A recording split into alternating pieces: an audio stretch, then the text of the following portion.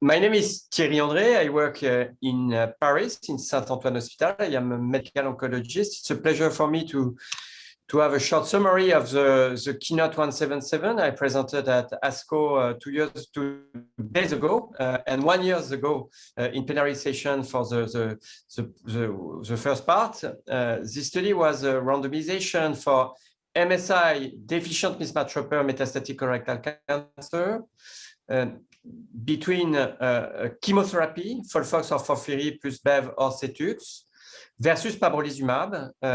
It's a phase 3 with more than 300 patients.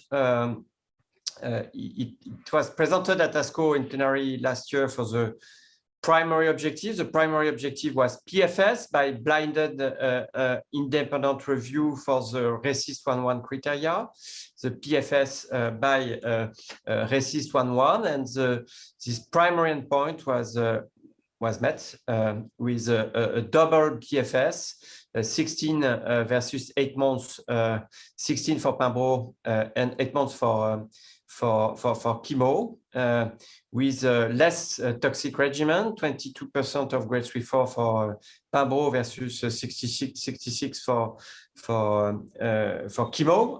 Different toxicity profile, immunotoxicity for pembro and more classical for chemo plus or minus targeted therapy.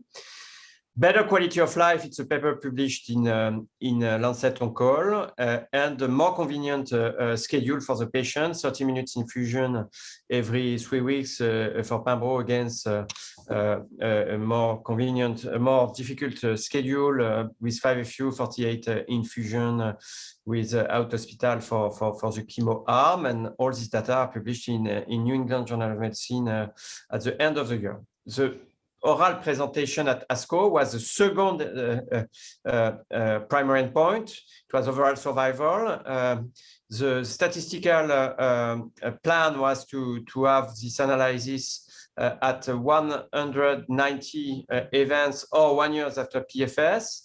At the cutoff for this analysis, we have 140 events, and the analysis was done 1 year after the PFS analysis. And for that, we need a p-value stronger than the first one for PFS. For OS, it was a p-value at 0.225, and results are improvement in overall survival in this trial.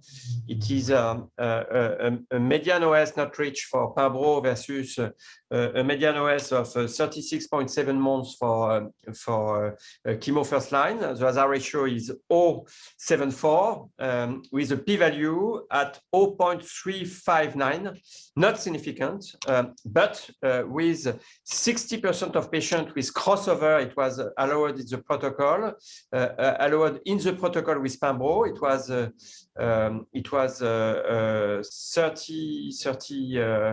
38% in the protocol with pembro, and it is 22% with other immuno-oncology, and it is a very high rate of crossover for immuno-oncology in a population where we know immuno-oncology works well, because we have now a lot of data to see the data in advanced line with amazing results.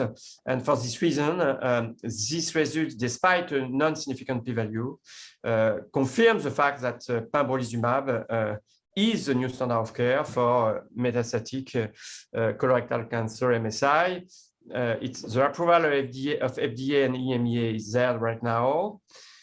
And the important things also is we have a little rate of progressive disease at the beginning of the curve, probably because we have some patient resistance to immuno-oncology, but also because we have some pseudo-progression because it was RECIST 1.1 criteria, and also some misdiagnosed MSI because it was 4 years ago, and the diagnosis is sometimes difficult, and it's possible to have some error. And for all this reason, it's some question we have to better understand how to manage this new therapy in MSI, metastatic colorectal cancer. But it's really a new step, a revolution, a new change of paradigm in 5% of metastatic colorectal cancer. And it was a pleasure to have the honor to present this trial. Thank you very much for your attention.